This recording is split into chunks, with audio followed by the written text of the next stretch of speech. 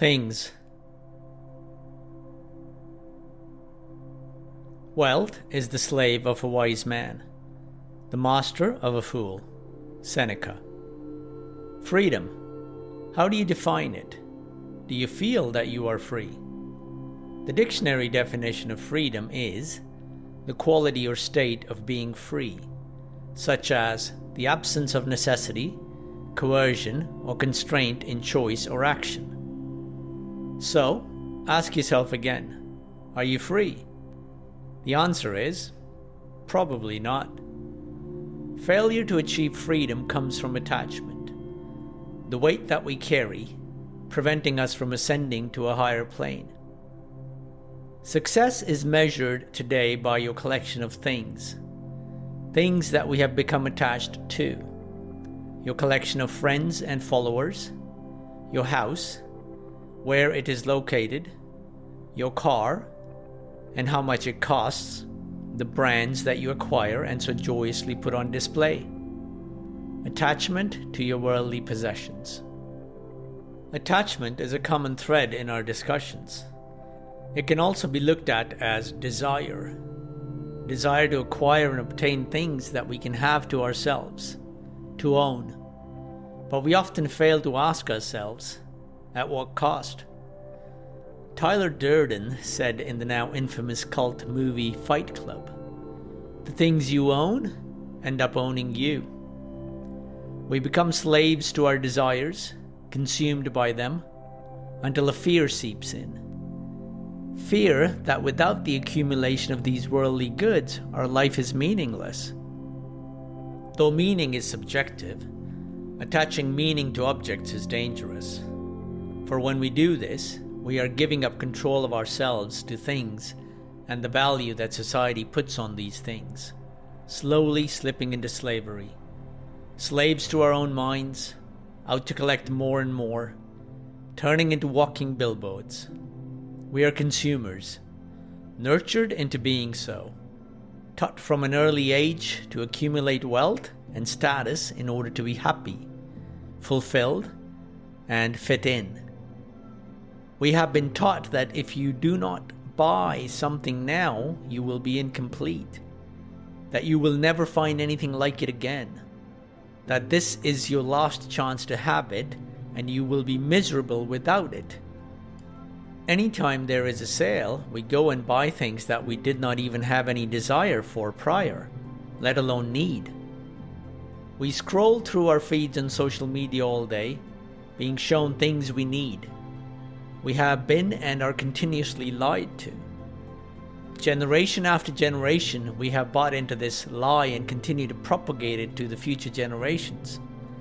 The so-called American, Canadian, or Western world dream has been corrupted. Instead of owning things, we have allowed ourselves to become owned by them, living in a world where mental health problems such as anxiety and depression have run rampant. Perhaps it is time to start seeing our possessions through a different lens.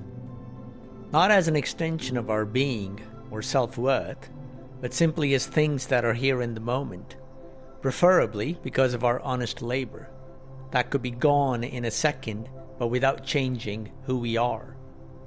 You are not what you have, and thus should not chase things to find yourself. You must be able to imagine your life without anything that you own. Make poverty an exercise. You should be able to take your life as it is in this moment, remove all your possessions, and be able to carry on unwaveringly. For wealth should be a tool to help you achieve freedom, to live as you please and help others along the way. The goal is to achieve the spiritual and psychological fortitude to allow things to come and go from your life without changing you as a person. More often than not, we acquire wealth, but then we become attached to retention, for we cannot now imagine ourselves without all the shiny things that fate has brought our way.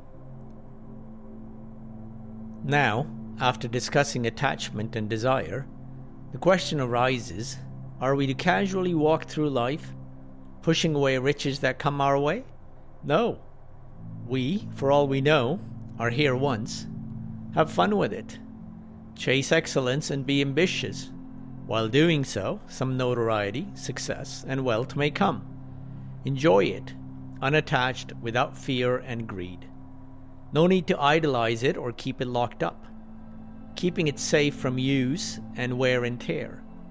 This is giving it more importance than it deserves. Use the positives that come with wealth, better yourself, your family, and your community, but do not become dependent on it as to become a slave to it. Truly little is needed to survive. Everything else is a bonus.